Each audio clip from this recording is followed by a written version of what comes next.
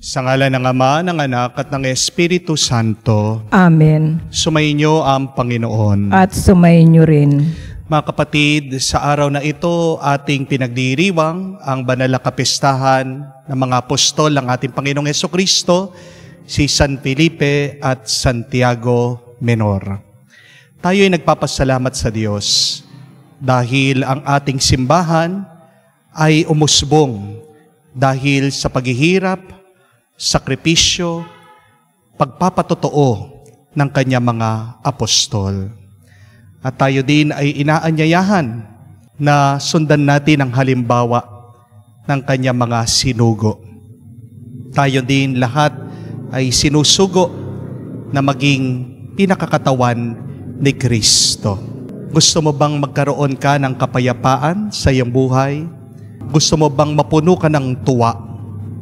Umpisahan natin sa ating paglapit at pagmamahal sa Diyos. Umpisahan natin sa pagiging tapat sa Kanya. Umpisahan natin sa pagpapakumbaba sa Diyos. Kung paano ang mga apostol ay nagmahal, naging tapat, at naging mapagkumbaba sa Diyos. Tayo din sana, Kanyang mga alagad, para makamtan natin ang Kanyang pagpapala at tayo ay makapasok sa Kanyang kaharian pagdating ng araw. Sa mga pagkakataon na kung saan nanghina tayo sa pananampalataya sa Kanya, sa mga pagkakataon na kung saan hindi natin minahal ang Panginoon, kung hindi nagpatuloy tayo sa ating paglayo, sa ating pagkakasala, hingin natin muli ang Kanyang awa para tayo ay makita muling karapat-dapat makatanggap sa mga banal na misteryo. Inaamin ko sa makapangyarihang Diyos at sa inyo mga kapatid, na lubha akong nagkasala sa isip, sa salita, sa gawa at sa aking pagkukulang. Kaya'y sinasamo ko sa mahal na Birheng Maria, sa lahat ng mga anghel at mga banal, at sa inyo mga kapatid, na ako'y ipanalangin sa Panginoong ating Diyos. Kaawaan tayo na makapangyarihan Diyos, patawarin tayo sa ating mga kasalanan, at patnubayan tayo sa buhay na walang hanggan. Amen. Panginoon, kaawaan mo kami. Panginoon, kaawaan mo kami. Kristo, kaawaan mo kami. Kristo, kaawaan mo kami. Panginoon, kaawaan mo kami. Panginoon, kaawaan mo kami.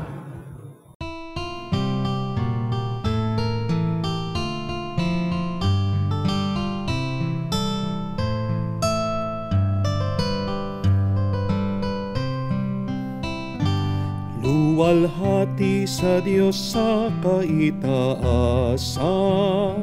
kaloob sa lupa ay kapayapaan.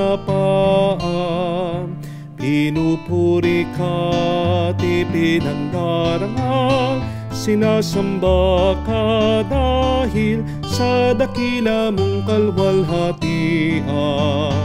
Panginoon naming Diyos, Hari ng langit, Amang makapangyarihan, Panginoong Hesukristo, bugtong na anak ng Diyos, Kordero ng Ama. Ikaw na nag-aalis ng mga kasalanan ng sanlibutan. Tanggapin mo ang aming kahilingan, ikaw na naluluklok sa kanan ng Ama. Maawa ka sa amin, ikaw lamang ang banal, Panginoong Hesukristo, kasama ng Espiritu, sa luwalhati ng Ama. Amen. Amen. Amen.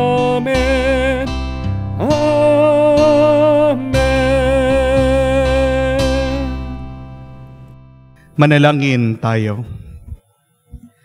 Ama naming makapangyarihan, taon-taon binibigyan mo kami ng kagalakan sa kapistahan ni Apostol San Felipe at Santiago. pakundangan sa kanilang pagdalangin para sa amin, pagindapatin mo na kami makasalo sa tiisin at tagumpay ng kaisa-isa mong anak ay sumapit sa walang katapusang pagkakaisa sa iyo. Sa pamamagitan ni Jesucristo, kasama ng Espiritu Santo, magpa sa walang hanggan. Amen.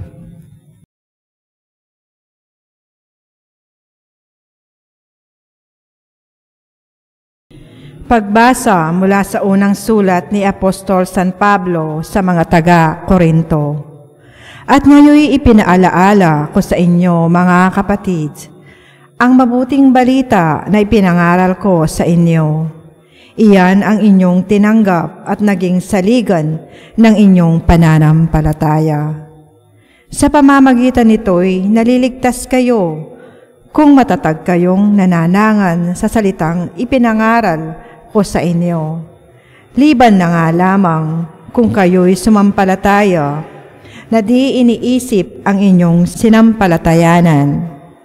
Sapagkat ibinigay ko sa inyo itong pinakamahalagang aral na tinanggap ko rin.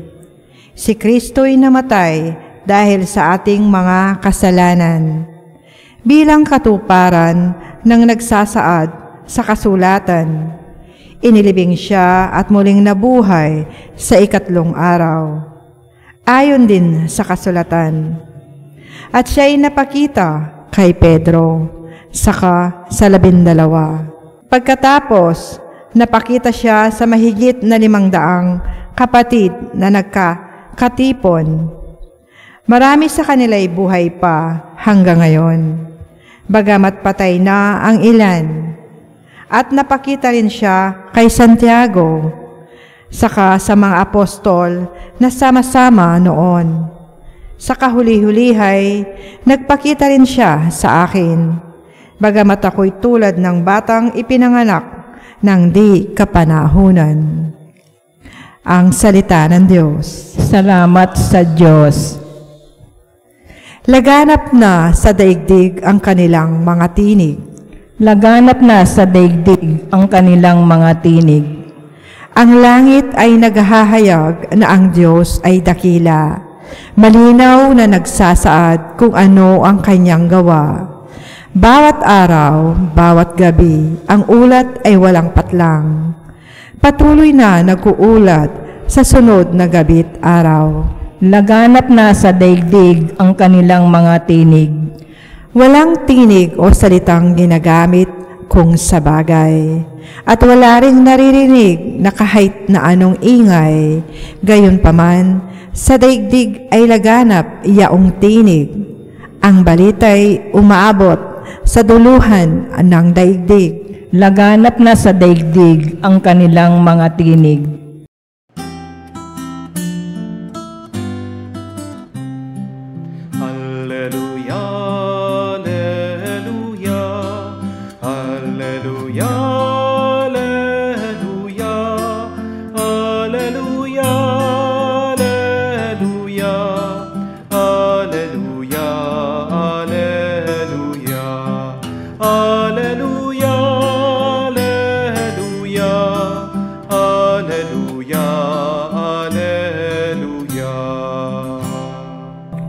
Felipe, ako ang daan, katotohanan at buhay, amay sa akin matatanaw. Aleluya, aleluya. Sumainyo ang Panginoon. At sumainyo rin. Ang mabuting balita ng Panginoon ayon kay San Juan. Papuri sa iyo, Panginoon. Nung panong yon, sinabi ni Jesus kay Tomas, "Ako ang daan, ang katotohanan, at ang buhay. Walang makakapunta sa Ama kung hindi sa pamamagitan ko. Kung ako'y kilala ninyo, kilala na rin ninyo ang aking Ama. Mula ngayon ay kilala na ninyo siya at inyong nakita." Sinabi sa kanya ni Felipe, "Panginoon, ipakita po ninyo sa amin ang Ama at masisiyahan na kami." Sumagot si Jesus, "Matagal na ninyo akong kasama, Felipe. Di yata't hindi mo pa ako nakikilala. Ang nakakita sa akin ay nakakita na sa Ama. Bakit mo sinasabing ipakita mo sa amin ang Ama? Hindi ka ba naniniwalang ako'y sumasa Ama at ang Ama'y sumasa akin? Ang mga salitang sinasabi ko ay hindi ko sinasabi sa ganang aking sarili. Ang Ama na sumasa akin ay gumaganap ng kanyang mga gawain. Maniwala kayo sa akin, ako'y sumasa Ama at ang Ama'y sumasa akin. Kung ayaw ninyong maniwala sa sinasabi ko, maniwala kayo dahil sa mga gawang ito. Sinabi ko sa inyo, ang nananalig sa akin ay makakagawa na mga ginagawa ko at higit pa rito. Sapagkat pupunta na ako sa Ama, at anumang hilingin ninyo sa Ama sa aking pangalan ay gagawin ko upang maparangalan ng Ama sa pamamagitan ng Anak. Gagawin ko ang anumang hinihiling ninyo sa pangalan ko. Mga kapatid, ang mabuting balita ng ating Panginoon. Pinupuri ka namin, Panginoong Heso Kristo. Magandang araw po muli sa inyong lahat. At dasal at dalangin ko pa rin po na kayo ay nasa mabuti at magandang kalagayan. Kasama po kayo lahat sa aking panalangin, lalong-lalo na ang mga nagpapadasal, mga nagtatype sa atin doon sa comment section. Wag po kayong mag-alala sa aking mga tahimik na oras at pananalangin, iniisip ko po ang inyong mga intention at petition at inaangat ko po lahat ito sa Diyos. Mga kapatid, sa buhay natin, dalawa po palagi ang ating inaalala. Hindi po ba? In life, there are really two things that you need to worry.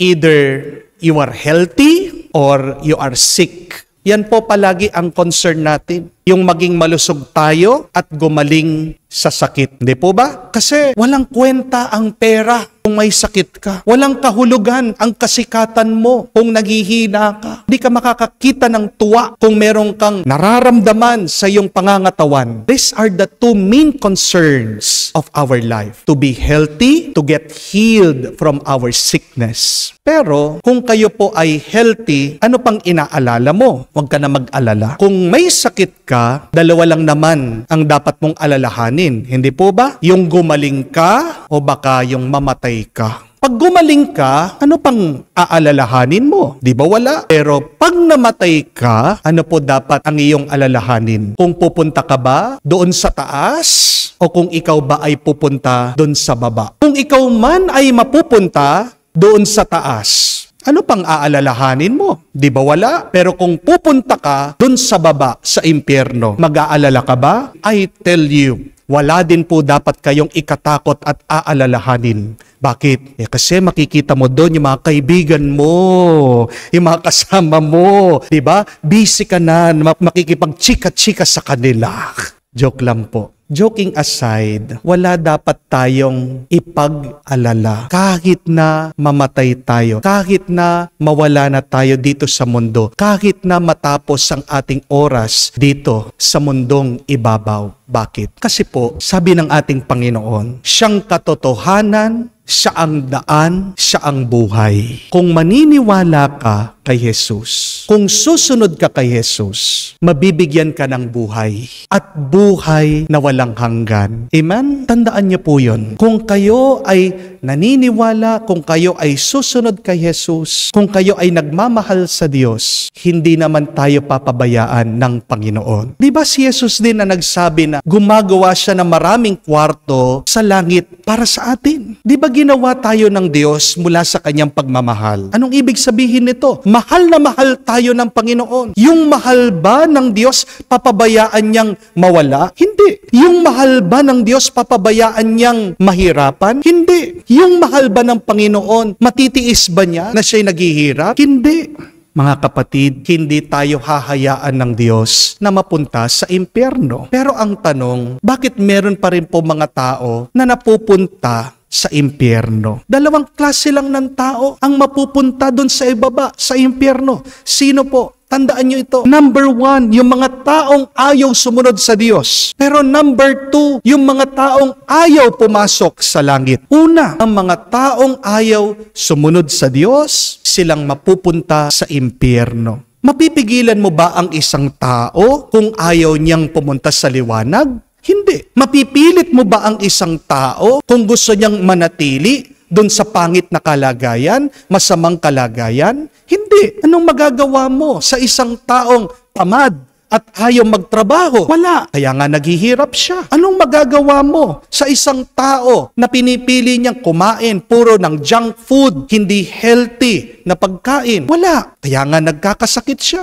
Anong magagawa mo diyan sa iyong anak, kahit na sigawan mo, gabayan mo, kahit na pangaralan mo, kung ayaw naman niyang mag-aral? Wala. Kaya nga bumabagsak siya at nagiging kulelat sa buhay. Anong magagawa ng Diyos kung kahit na mahal niya tayo, pinipili pa rin natin na tumaliwas sa Kanya? Tandaan niyo po ito. Ang mga pumupunta sa impyerno ay nakakapunta doon hindi dahil gusto nila ang impyerno, kung hindi dahil ayaw nila ang mabuting Diyos. Yun po yung una. Pero pangalawa, ang mga pupunta sa impyerno ay ang mga taong ayaw sa langit. Bakit ayaw nila sa langit? Dahil nakita nila yung mga taong kinamumuhian nila doon sa langit. Ang sabi nga po, pag daw nakapunta ka sa langit, mapapansin mo lahat ng mga tao doon nakanganga, bukas po yung bibig.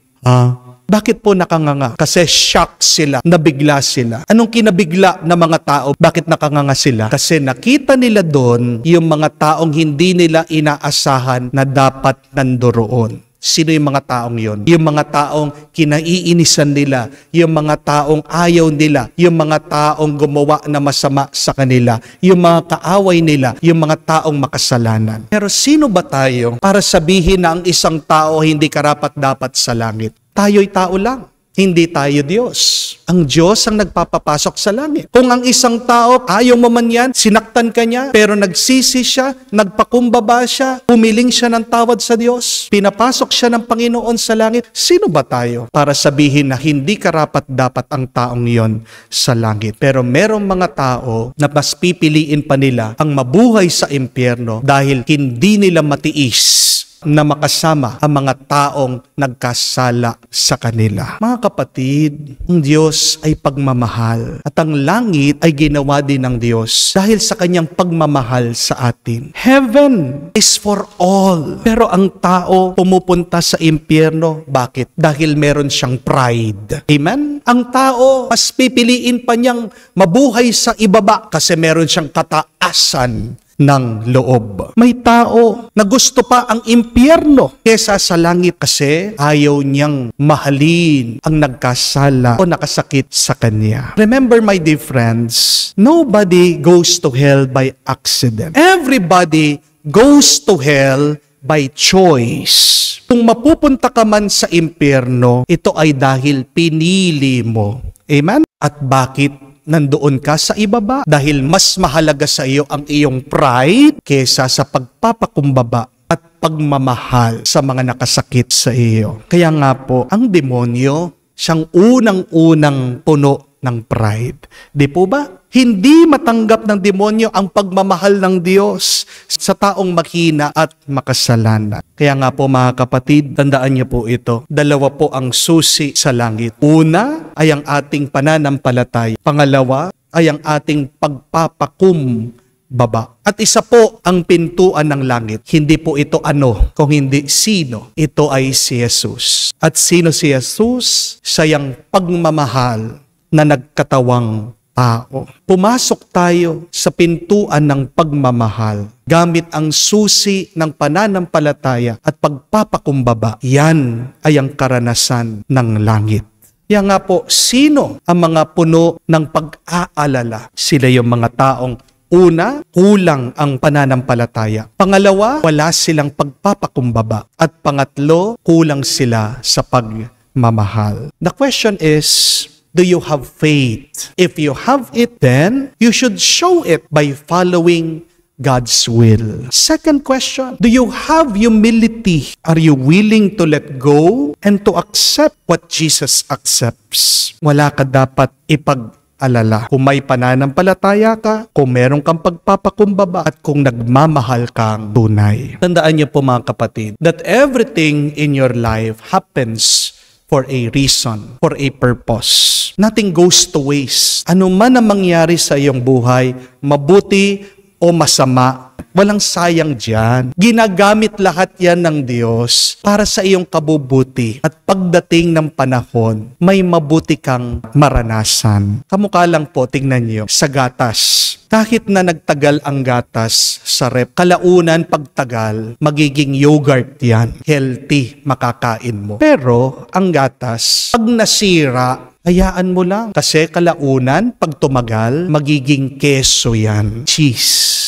Tingnan niyo po yun, no? Tama o mali, may nangyari pa ring maganda at kapaki-pakinabang. Ganyan din, paniwalaan natin, unawain natin sa ating buhay. Tama o mali man ang nangyayari, ang nararanasan mo, huwag kang mag-alala. Dahil ang mga nangyayaring yan sa iyong buhay ay may mabuting epekto at bunga para sa iyo bandang huli. Kaya huwag kang masyadong matakot at mag-alala sa iyong buhay. Tingnan po natin ang mga apostol. Kahit na sila po ay naghirap sa pangangaral nila, dinakip sila, pinahirapan, pinatay, pero walang pag-aalinlangan sa kanila. Wala silang pangamba, wala silang takot, nanatili silang matapang, nanatili silang tapat. Bakit? Kasi alam nila, hindi sila papabayaan ng Diyos.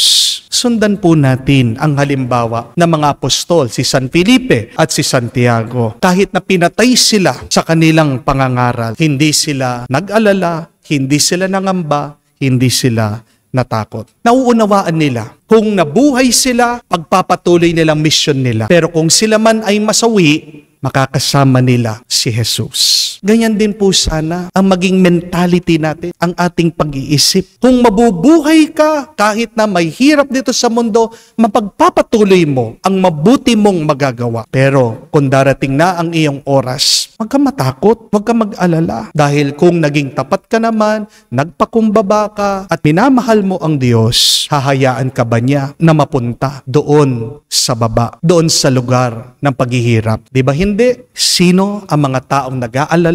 Tandaan niyo po, ang tatlong taong ito. Una ay ang mga taong hindi nila mabitawan ang buhay na ito. Pangalawa ay ang mga taong walang pananalig sa Diyos. Pangatlo ay ang mga taong nagpapatuloy sa pagkakasala. Ask yourself, can you not let go of this life? Ano yung mga bagay na hindi ko mabitawan sa aking buhay? Pero pangalawa, gaano katibay ang aking pananalig at paniniwala sa Diyos? Baka naman naririnig ko mga salita, pumapasok dito sa aking tenga, lumalabas doon sa kabila. Hindi ko inuunawa, hindi nananatili dito sa aking puso. Pero pangatlo, baka naman ako ay nananatili pa rin nabubuhay sa pagkakasala. Maybe you're continually rejecting God's invitation, God's light. Tatlong bagay po ang ating ipagdasal sa banal na misang ito para mawala ang ating mga inaalala. Una, ang matibay na pananampalataya. Pangalawa, totoong pagmamahal. At pangatlo, isang tapat na pananalig at pananampalataya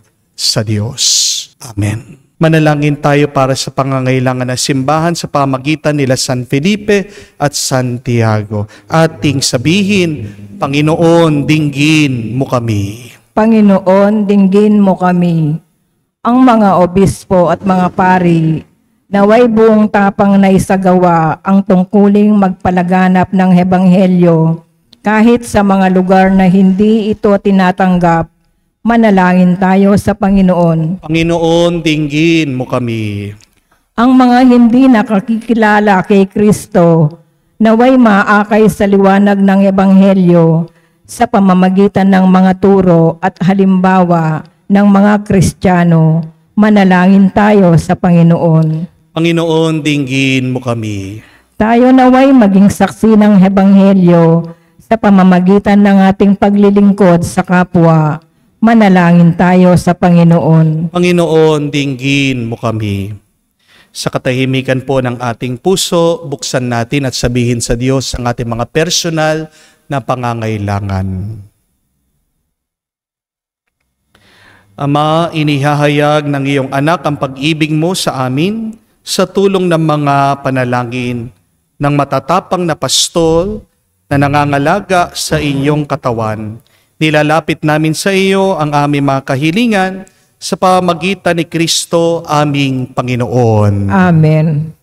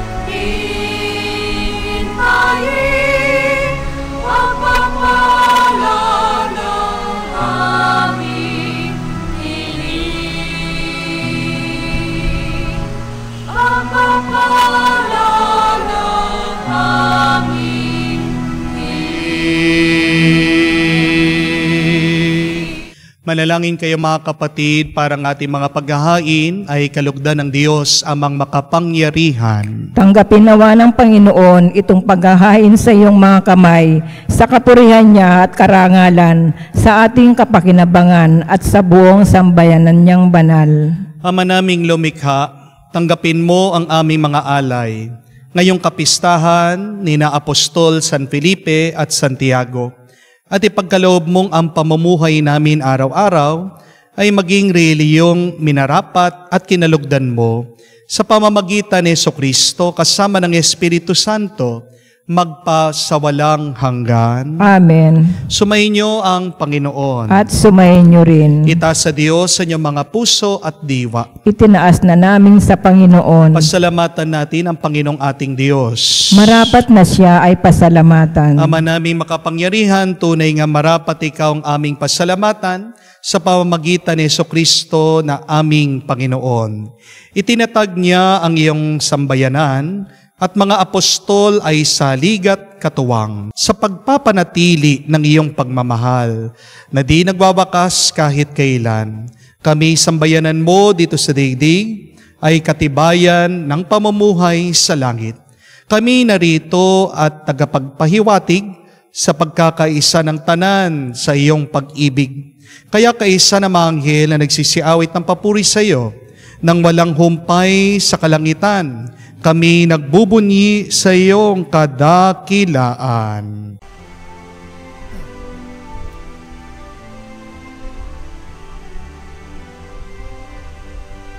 Santo, Santo, Santo, Panginoong Diyos ng mga hukbo, napupuno ang langit at lupa ng kadakilaan mo.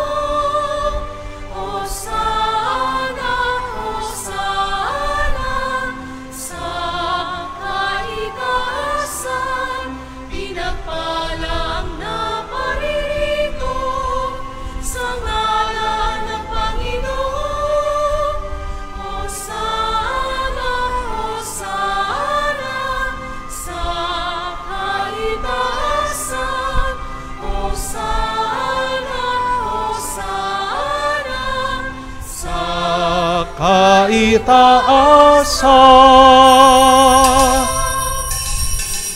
Ama naming banal, ikaw ang bukal ng tanang kabanalan, kaya't sa pamagitan ng iyong Espiritu, gawin mong banal ang mga kaloob na ito, upang para sa amin, maging katawan at dugo ng aming Panginoong Hesukristo.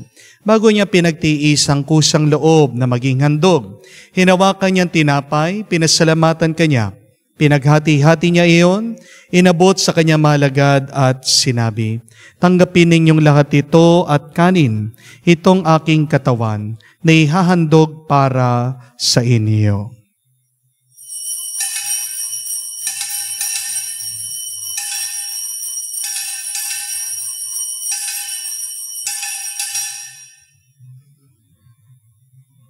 Gayon din naman na matapos ang hapunan, hinawakan niyang kalis, muli kanyang pinasalamatan. Inabot niyang kalis sa kanyang malagad at sinabi, "Tanggapin ninyong lahat ito at inumin. Itong kalis ang aking dugo ng bago at walang hanggang tipan. Ang aking dugo na ibubuhos para sa inyo at para sa lahat, sa ipagpapatawad ng mga kasalanan.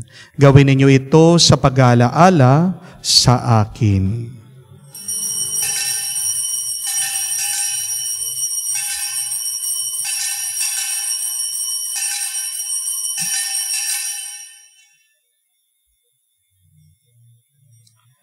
Ang misteryo ng pananampalataya. Aming ipinahayag na namatay ang iyong anak, nabuhay bilang Mesiyas at magbabalik sa wakas para mahayag sa lahat. Ama, ginagawa namin ngayon ang pag-alaala sa pagkamatay at muling pagkabuhay ng iyong anak. Kaya tinialay namin sa iyong tinapay nagbibigay buhay at ang kalis na nagkakalob ng kaligtasan. Kami nagpapasalamat dahil kami yung minarapat na tumayo sa harap mo para maglingkod sa iyo. Sinasamo namin kami magsalo-salo sa katawan at dugo ni Kristo ay mabuklod sa pagkakaisa sa pamamagitan ng Espiritu Santo. Ama, lingapin mong iyong simbahan laganap sa buong daigdig. Puspusin mo kami sa pag-ibig. Kaysa ni Francesco, aming Papa, Florentino, aming Arsobispo at ng Tanang Kaparian. Alalahanin mo rin ang aming mga kapatid na nahimlay, may pag-asang muling mabubuhay. Gayon din lahat ng mga pumanaw, kawan mo't sila't patuloyin sa iyong kaliwanagan. Kawan mo't pagindapatin kaming lahat, makasalo sa iyong buhay na walang wakas. Kaisa na mahal na Birhen Maria, Ina ng Diyos, kaisa na mga apostol at lahat na mga banal, na namuhay dito sa daigdig na kalugod-lugod sa iyo. May pagdiwang nawa namin ang pagpupuri sa kararangal mo, sa pamamagitan ng iyong anak aming Panginoong Heso Kristo. Sa pamamagitan ni Kristo, kasama niya at sa Kanya, ang lahat ng parangal at papuri ay sa iyo, Diyos Amang makapangyarihan, kasama ng Espiritu Santo, magpasawalang hanggan. Amen, Amen, Amen. Sa nakakagaling na utos at turo ni Jesus na Panginoon natin at Diyos, ipahayag natin ng lakas loob.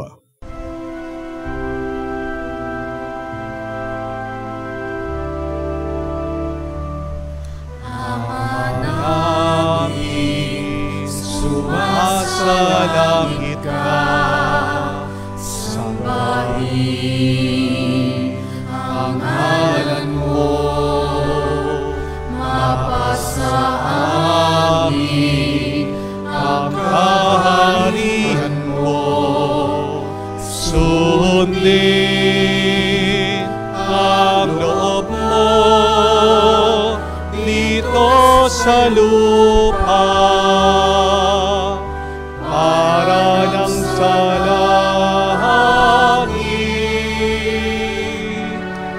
Bigyan mo kami ngayon ng aming kakanin sa araw-araw, at patawarin mo kami sa aming mga sala para ng pagpapatawad namin sa nagkakasala sa amin, at huwag mo kami ipahintulot sa tukso, at iadya mo kami sa lahat ng masama. Hinihiling namin kami adya sa lahat ng masama, pagkalooban ng kapayapaan araw-araw, ligtas sa kasalanan, ilayo sa lahat ng kapamakan, samantalang aming pinanabikan ang dakilang araw ng pagpapahayag ng tagapagligtas naming si Hesukristo.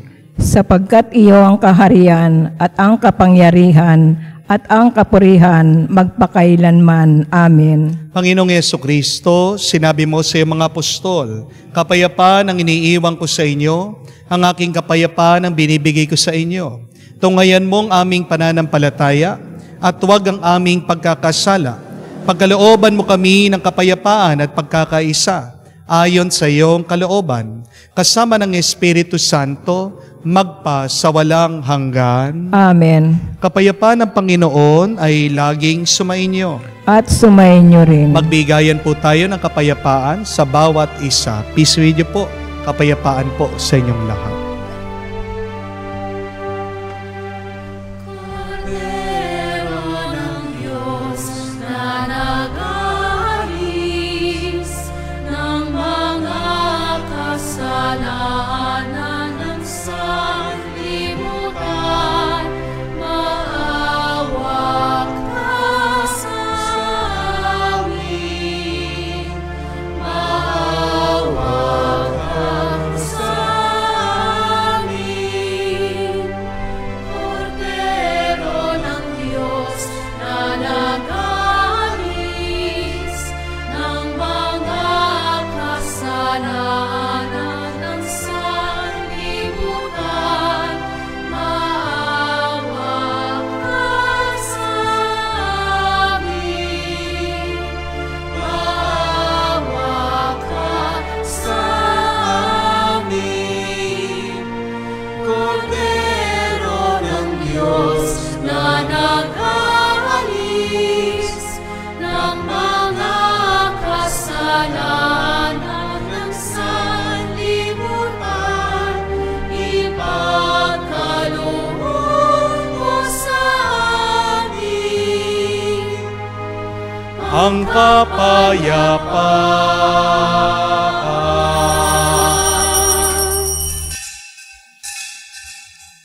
Mga kapatid, naririto ang ating Panginoong Hesukristo, ang Kordero ng Diyos, nag-aalis sa mga kasalanan ng sanlibutan.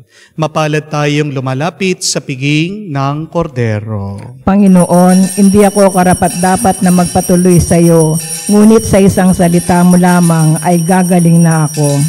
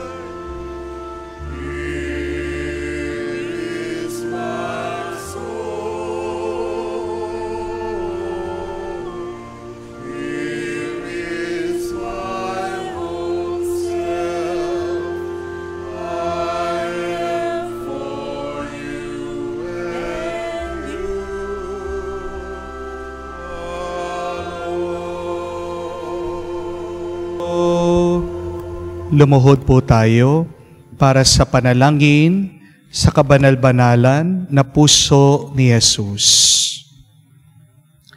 Jesus, Diyos ko, iyong nasabi, humingi at kayo'y bibigyan, maghanap at matatagpuan ninyo, kumatok at bubuksan ang pinto para sa inyo.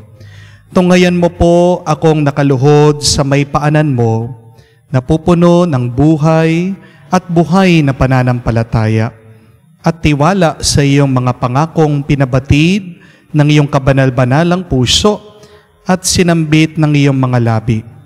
Narito po ako upang hilingin ito sa katahimikan po ng ating puso. Banggitin natin sa Diyos ang ating mga kahilingan.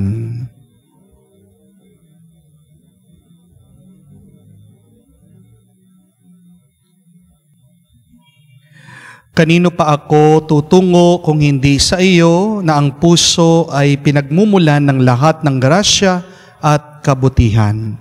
San pa po ako maghahanap kung hindi sa baul na naglalaman ng kayamanan ng iyong habag?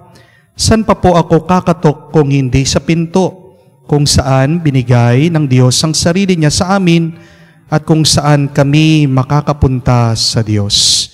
Sa iyo po ako dumudulog, puso ni Jesus. Sa iyo po ako nakakatagpo ng aliw kapag nahihirapan, pagtatanggol kapag inuusig, lakas kapag nabibigatan sa pagsubok, at liwanag sa dilim at pagdududa. Minamahal kong Jesus, maigting po ako naniniwala na kaya mong ipagkaloob ang biyaya na aking hinihiling. Kailanganin man ito ng isang himala, naisin mo lamang ito at matutupad ng aking panalangin. Inaamin kong ako'y hindi karapat-dapat sa iyong mga biyaya, ngunit hindi ito dahilan para panghinaan ako ng loob. Ikaw ay Diyos ng habag at hindi mo tatanggihan ang isang pusong nagsisisi. Tingnan mo nawa po ako na may habag at mababatid ng iyong puso ang aking mga kasiraan at kahinaan, ang dahilan upang pagkalooban ang aming mga panalangin. O banal na puso, anuman ang iyong pasya sa aking hiling, hindi po ako titigil na sambahin, ibigin, purihin, at pagsilbihan ka. Jesus ko, kalugod mo nawang tanggapin ang pagsasagawa ko ng ganap na pagsang-ayon sa mga atas ng iyong kaibig-ibig na puso, aking tunay na hinahangad na matupad, kasama ng iyong sannilikha magpakailanman. Kabanal-banalang puso ni Jesus, alam kong may iisang bagay na hindi mo kayang gawin, ang mawalan ng habag sa mga nanghihirap at nababalisa. Tingnan mo po ako, nagmamakaawa po ako, minamahal kong Jesus, ipagkaloob mo ang grasyang aking hinihiling sa iyo sa pamamagitan ng kalinis-sinisang puso ng iyong madalamhating ina. Pinagkatiwala mo ako sa Kanya bilang Kanyang anak at ang Kanyang mga panalangin ay napakamakapangyarihan sa iyo. Amen. Manalangin tayo. Ama naming mapagmahal, kami mga nagsalo sa banal na pakikinabang ay pamalagian mong dalisay sa buo naming pagkatao. Kaisa nila Apostol San Felipe at Santiago, kami naway marapatin mong makakita sa iyo sa aming pagtingin sa iyong anak upang kami maging dapat magkamit sa buhay kailanman sa piling mo. Sa pamamagitan niya kasama ng Espiritu Santo, magpa sa walang hanggan. Amen. Meron po lumapit sa akin at nagtatanong, Father, paano po ba tamang magdasal? Kasi meron po akong pagdududa pag ako'y nananalangin. At nagtataka po ako bakit ganito yung kanyang tanong. At nabanggit niya na dati po pala siyang Christian, born again. At ngayon, tapat na po siyang Katoliko. Kasi po, Father, yung mga pastor, sabi nila, bawal daw pong magdasal sa mga santo. At sabi ko po sa kanya, gusto ko pong maunawaan nyo din ito, no? Ang pinakamahalaga pag nagdarasal ka, ay yung totoo ka sa Diyos. Hayaan mo muna kung tama ba yung pinagdarasal mo o mali. Basta't ang importante ay kung ano yung nasa saloobin mo, ay inaangat mo sa Diyos. Ang mahalaga ay yung nakikipag-ugnay ka sa Diyos. Ngayon, sabi ko po sa kanya, pagdating naman sa mga santo, para mas maunawaan mo kung bakit tayo nagdadasal, humihiling, nananalangin sa kanila, kailangan pang palalimin mo ang iyong pag-uunawa, ang iyong kaalaman tungkol sa kanila. Kasi napakadaling maghusga na wala kang alam. Dahil ang mga mapanghusga, tandaan niyo po, ignorante, makitid ang isip. Hindi ka maghuhusga kung malawak ang iyong kaalaman. At kung alam mo na kulang pa ang iyong alam. Sabi ko po sa kanya, matagal na ang tradisyon natin ng ating pananalangin at pagdarasal sa mga santo. 2,000 years na po ang ating pananampalataya. Marami na pong mga santo papa, obispo, pari, mga santo ang merong aral tungkol sa pananalangin at paghingi ng tulong sa mga banal o sa mga santo. Kahit po si San Pablo, diba? Sabi niya na mahalaga na ang nagdarasal ay isang banal na tao. Dahil ang panalangin ng banal na tao ay pinapakinggan ng Diyos. Hindi mababaliwala ng Panginoon ang tinig ng isang banal na tao. At sino po ba tayo para husgahan ng mga tao sa kanilang pananalangin? Kung sila'y nagdidebosyon sa mga banal, kay Padre Pio, kay San Vicente, dito kay San Felipe, kay Santiago, at pinagkaloob yung kanilang hinihiling. Sino po ba tayo para sabihin na hindi totoo, mali yung kanilang ginagawa? Kaya mga kapatid, madali lang po na maghusga. Madaling magsalita, madaling sabihin, mali ka, tama kami. Na mababaw lang ang iyong kaalaman. Yan nga po ang aking assignment sa inyong lahat. Ha? Sana alamin niyo po isang kwento ng isang santo para mas ma-appreciate niyo po yung ating ginagawa, para mas mapahalagahan niyo po yung ating tradisyon na nananalangin sa mga banal, na tayo'y nagpapatulong dito sa mga banal na lalaki at babae na nabuhay dito sa mundo. Alamin niyo po isang kwento ng isang santo para mabigyan po ng laman yung inyong pagdarasal, pananalangin at paghiling sa kanila. Sumayin niyo ang Panginoon At sumayin niyo rin. at kayo ay basbasan ng Diyos sa makapangyarihan sa lahat sa ngalan ng Ama, ng Anak, ng Espiritu Santo. Amen. Ang ating misa ay natapos na. Humayo tayo sa kapayapaan ni Kristo. Salamat sa Diyos.